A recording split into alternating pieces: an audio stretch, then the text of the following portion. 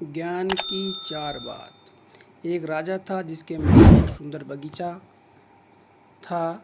उस बगीचे में अंगूर की एक बेल लगी हुई थी। उस बेल पर एक चिड़िया रोज आकर बैठती थी। चिड़िया अंगूर की बेल से चुन चुन कर मीठे अंगूर खाती थी और खट्टे अंगूर नीचे गिरा देती थी। चिड़िया की रोज रोज यह हरकत देख उस बगीचे का माली बहुत तंग आ गया। उसने चिड़िया को पकड़ने की बहुत कोशिश की पर वह हाथ नहीं आती थी। आखिरकार माली राजा के पास गया और उसे पूरी बात बताई। माली की बात सुनकर राजा ने चिड़िया को सबक सिखाने की ठान ली। अगले दिन राजा बगीचे में घूमते हुए चिड़िया पर निगरानी रखने लगा। जैसे ही चिड़िया अंगूर खाने आई तो राजा ने उसे पकड़ लिया।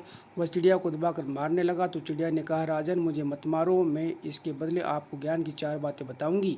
राजा ने कहा, ठीक है, जल्दी बताओ।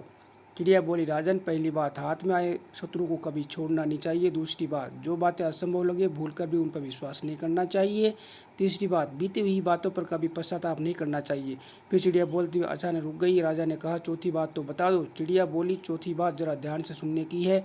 मुझे जरा ढीला छोड़ दे क्योंकि आपके हाथों में मेरा दम घुट रहा है। राजा ने अपना हाथ ढीला छोड़ दिया और चिड़िया एकदम से उड़कर पेड़ पर डाल पर बैठ गई और बोली, चौथी बात यह थी कि मेरे पेट में दो हीरे हैं। यह सुनकर राजा को बड़ा दुख हुआ। राजा ये हालत को देखकर चिड़िया बोली, राजन आपने मेरी एक बात में नहीं मानी। पहली बात, मैं आपकी शत्रु थी फिर भी आपने मुझे छोड़ दिया। दूसरी बात, मैंने बताया था कि असंभव बातों पर कभी भूल कर भी विश्वास नहीं करना चाहिए।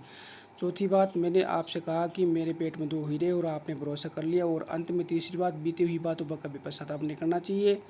कहानी से शिक्षा, उस ज्ञान की बात को जानने का कोई अर्थ नहीं है जिस पर आप अमल न कर सके।